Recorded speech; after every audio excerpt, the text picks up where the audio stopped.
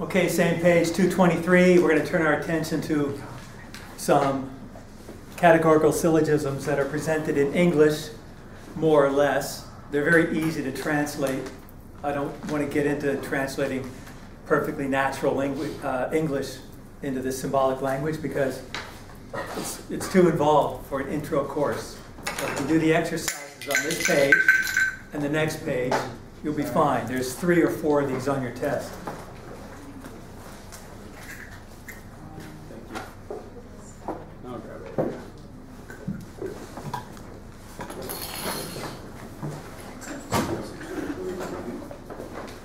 Number 1 is in the back of the book. That's for you. It's fair game. Number 2, step 1, identify the conclusion. Sometimes you have a conclusion indicator. If you know what they are, there's a partial list of them in your book, I believe chapter 1. You've got a conclusion indicator, there's no problem at all. If there is no conclusion indicator, then there are a couple tricks we can use to find the conclusion. And number 2, we do have a conclusion indicator, a good one. Hence, so our conclusion is some scientists are philosophers. Okay, as it's the conclusion, the subject and predicate is going to be S and P without thinking about it. So all you have to do is recognize, does that translate into an A, E, I, or O standard form proposition? And just write it out using S and P. So what do you think we have there? So we're doing number 2 instead of number 1? Yes, number 1's in the back of the book.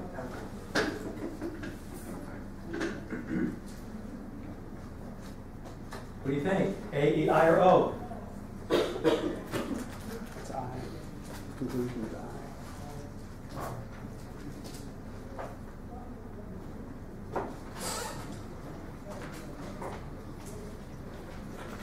That's our conclusion. The next thing I'd like to do is define the major premise. It contains the major term by definition, or in reality it's class. So we're looking for the premise that refers to philosophers, the major term of the argument. That's the major premise. There it is, the first proposition. So the first thing I like to do is put my P where this class occurs, subject or predicate.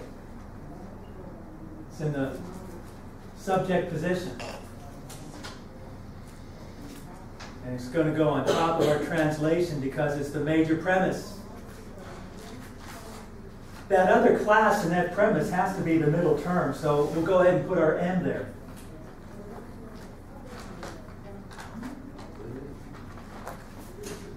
Then it's simply a matter of recognizing what standard form proposition that translates into. Some philosophers are mathematicians. I would say an I, wouldn't you? An I proposition? So go ahead and finish that off.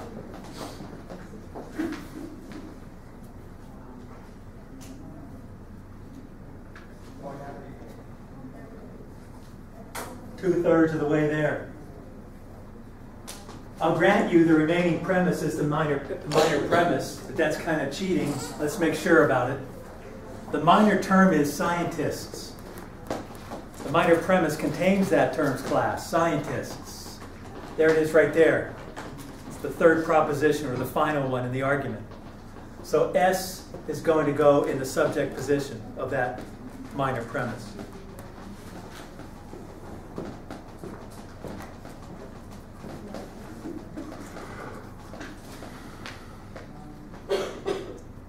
M must go in the predicate position.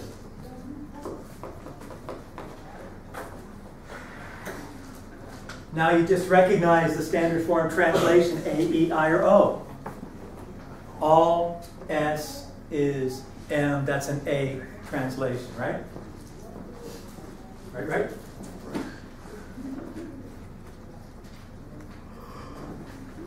There's our translation of number 2.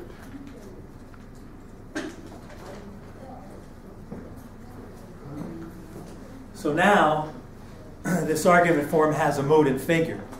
Mood and figure doesn't refer to any untranslated syllogism.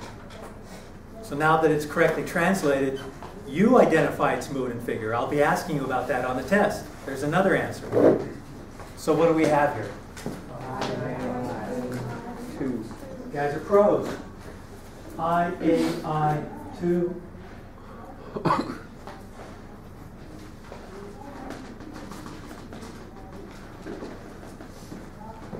So once you've got that far, the rest of your skills exercise is the same. You use a Venn diagram to prove that argument form valid or invalid.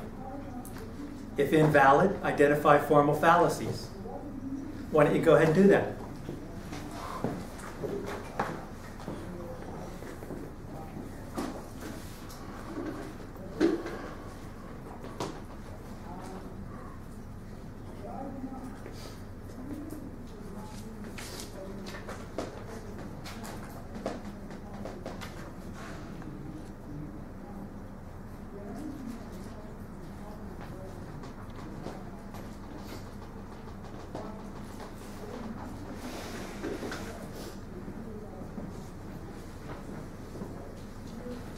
You have to diagram that universal premise first. That would be the major premise. Agreed? Oh, yeah, sorry. Oops. Sorry. Am I wrong? I'm wrong.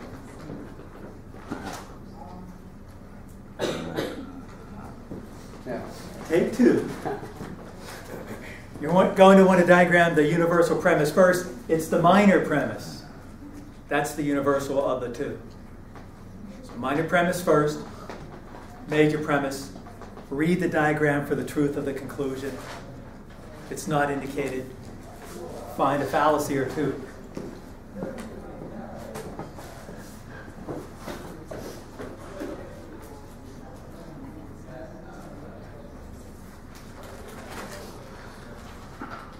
All S is M.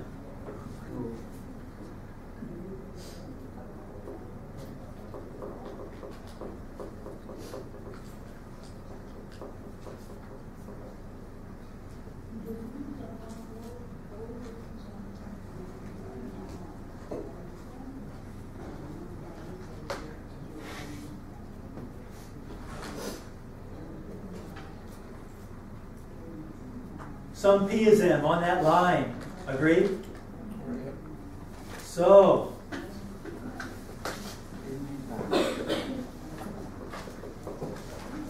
is the truth of our conclusion indicated in our diagram? No. Some S is P.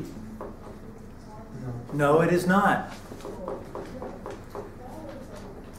There's not even an X inside of S that we know of. 50-50 chance, that's not good enough. So our Venn diagram indicates an invalid argument form. Let's see if you can find any fallacies.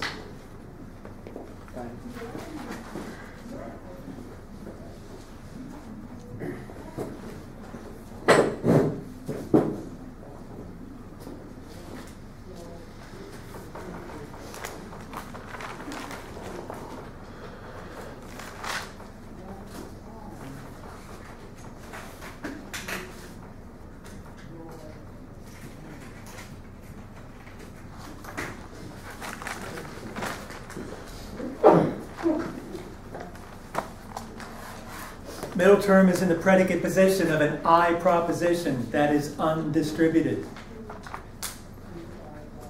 Middle term is in the predicate position of an A proposition that is undistributed. So right off the bat, we have the fallacy of undistributed middle term. Neither term is distributed in the conclusion, so neither has to be distributed in the premises.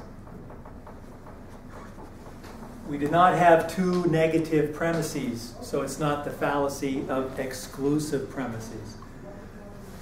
We don't have an affirmative conclusion from one negative premise, so it's not that fallacy. Finally, we don't have universal premises and a particular conclusion, so it's not the existential fallacy. It's just the one, illicit minor term. Questions about that?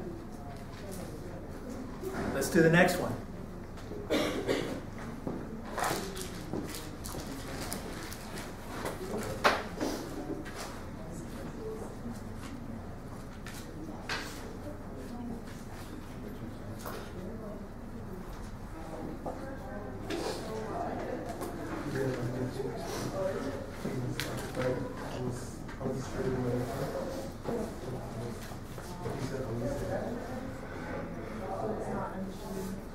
It is undistributed though. You said illicit. Illicit minor term, that's what You said I was illicit. asking for.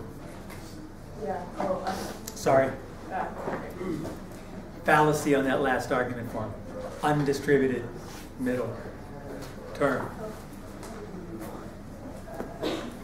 Number 3, we do not have a conclusion indicator. You're supposed to be able to identify the conclusion of any argument. It's just a matter of reading comprehension. If you have trouble, there is a little clue we could use here. It's not 100% reliable. That's a premise indicator. And it's at the beginning of a conjunction of two propositions. So the odds are very great that that premise indicator 4 is telling you that both of those propositions in conjunction are premises. Do you understand what I'm explaining to you? So that first proposition, some mammals are not horses, that's your conclusion. You're using S and P for the subject and predicate. So all you have to do is recognize, what does that become? A, E, I, or O. You just write it down there at the bottom of your translation.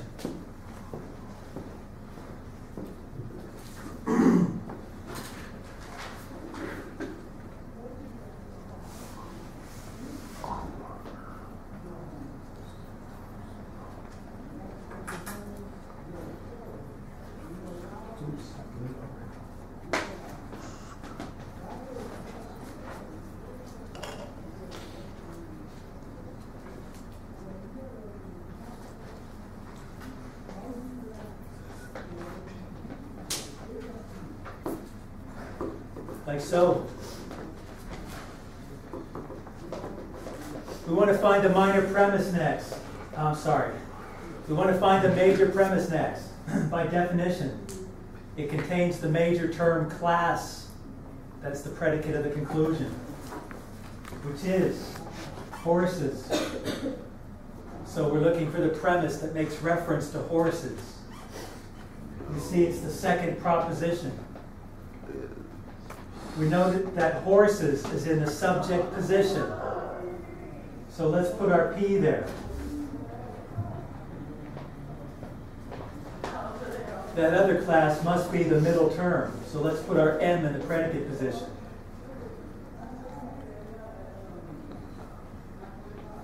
Now we just recognize the translation, A, E, I, or O. What do you say? E. Is that A, E, I, or O? E. E? So there's our major premise and our conclusion.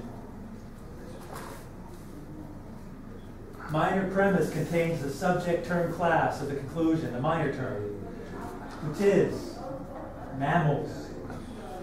There we see mammals in the third proposition. We note that it's in the predicate position of that premise, so we put our S there as the predicate. That remaining class must be the middle term. There goes our M.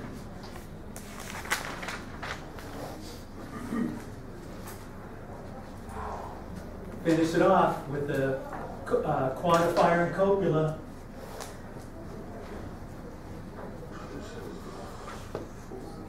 All are. So that's an A proposition, yes? There we go. Now for these, you identify the mood and figure, because that can only be done after it's translated correctly. So what is our mood and figure? E804.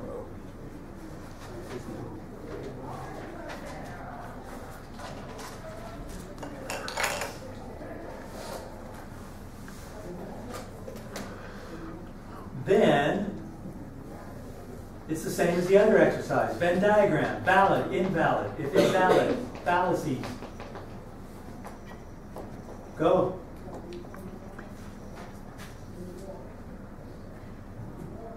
Same thing over and over.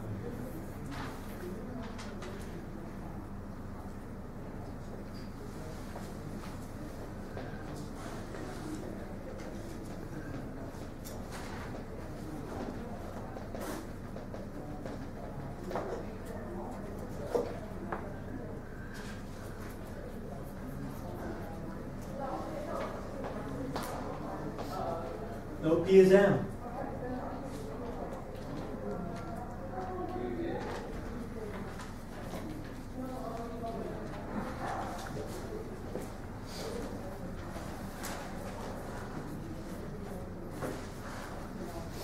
All M is S.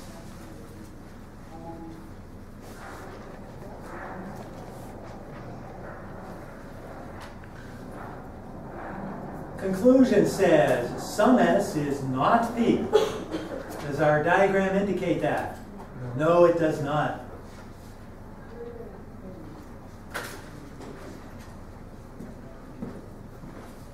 Let's go through our fallacies. Distributed and distributed. So our middle term is good. It only has to be distributed once. Undistributed. Does not have to be distributed there. Distributed, yes, and yes. So our major and minor terms are good. Negative, affirmative. We do not have exclusive premises. Negative. We don't have an affirmative conclusion from one negative premise. I guess that only leaves existential fallacy. Universal, universal, particular, it's the existential fallacy. Questions about that?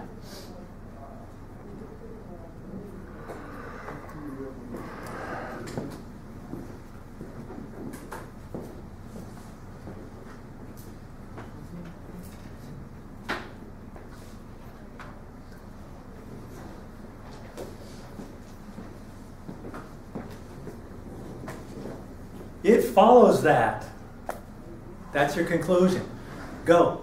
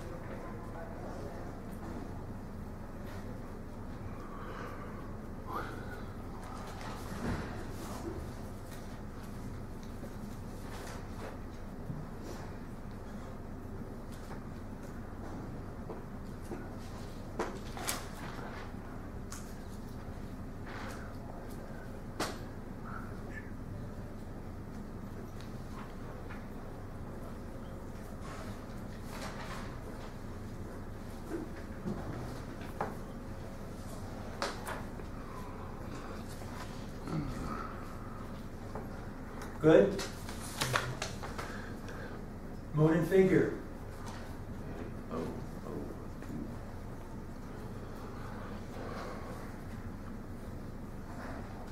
Good? Venn diagram.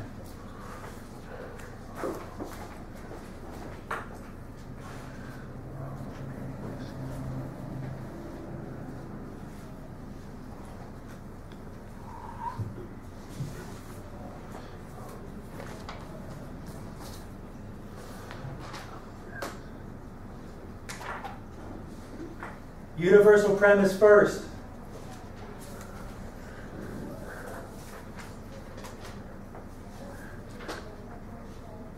Like so.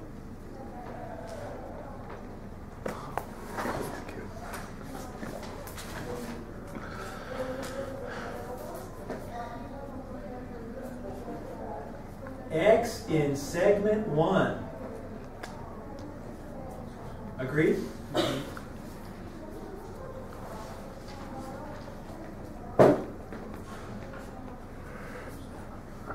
Conclusion, sum S is not P. Do we have that indicated? Yeah. Yes, we do. We have a valid argument form. No fallacy possible.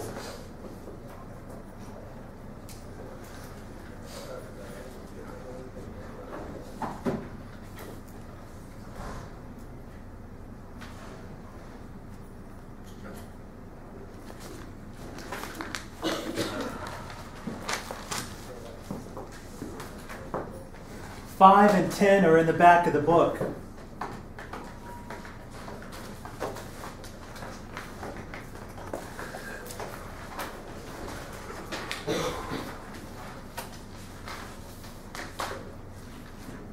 I say we do one more and then I'll see how you feel about it. Not sure how many it takes. It's the same thing over and over again. Got to save something for the test.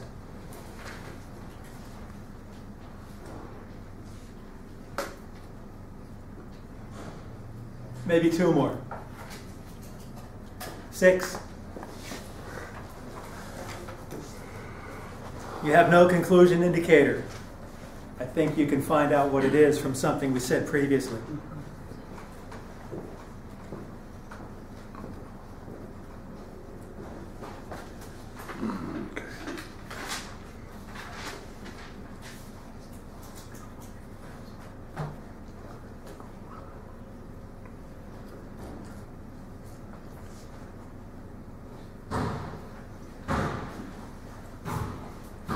Got it? Here it comes.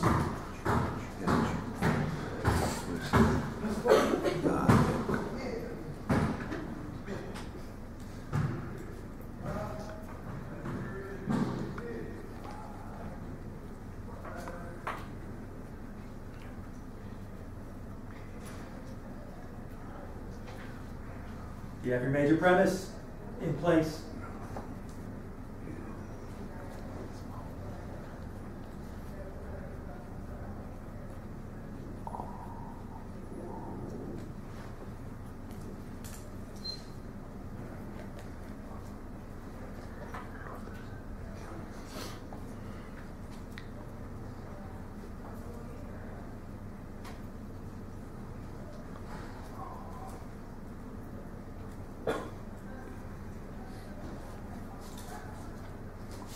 Do you have your minor premise in place and mood and figure?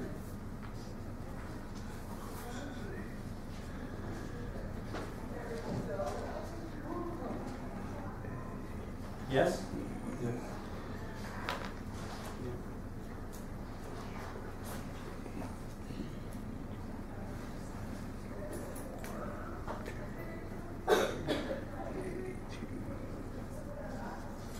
Valid moods in the second figure are, by name, Chemistries, Caesari. Ooh, it's that. We want to play the name game.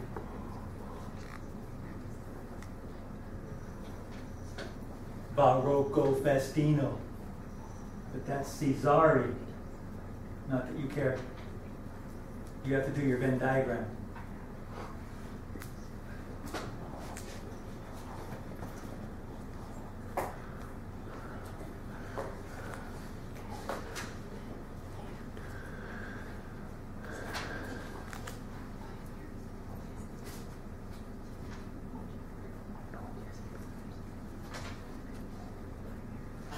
No P is M.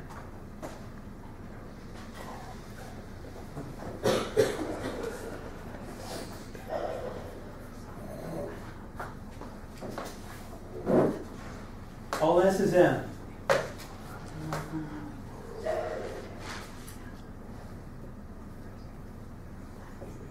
And no S is P.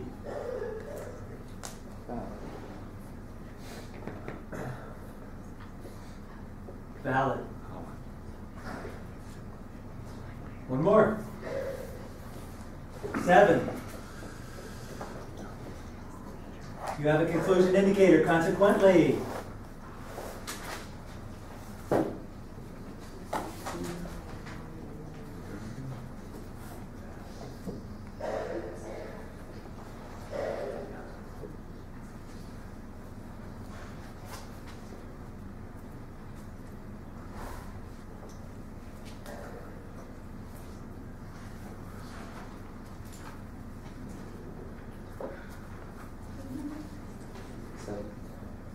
Seven.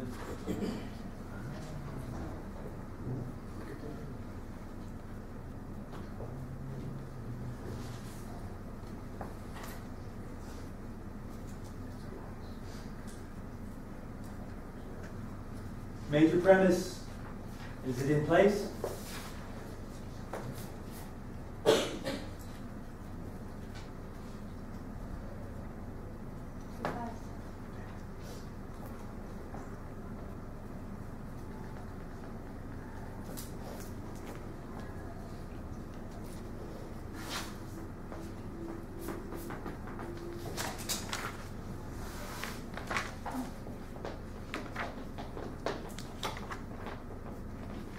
Is your minor premise in place?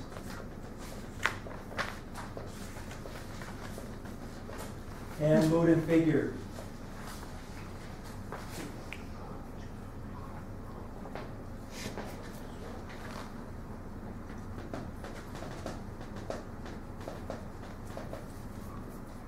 Good? Anybody concur? Venn diagram.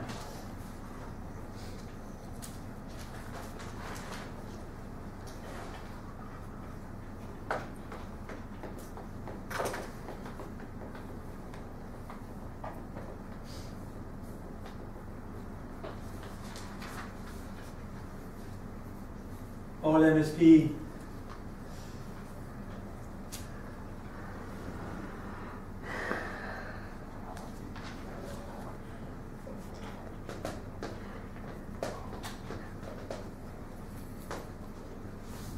No M is S.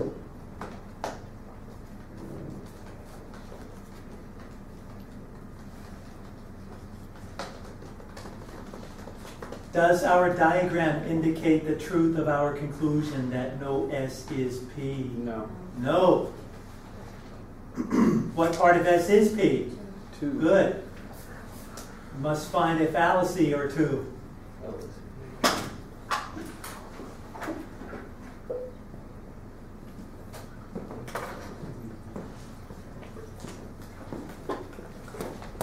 Middle term is distributed in both premises. Both terms are distributed in the conclusion. Let's check the major term. No. No. Illicit major term. Let's check the minor term. Yeah. Yes. Exclusive premises? No. Drawing an affirmative conclusion from one negative premise? No. No. Existential fallacy? No. Universal? Particular? No.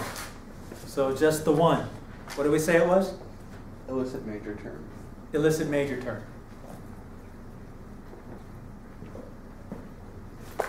Questions?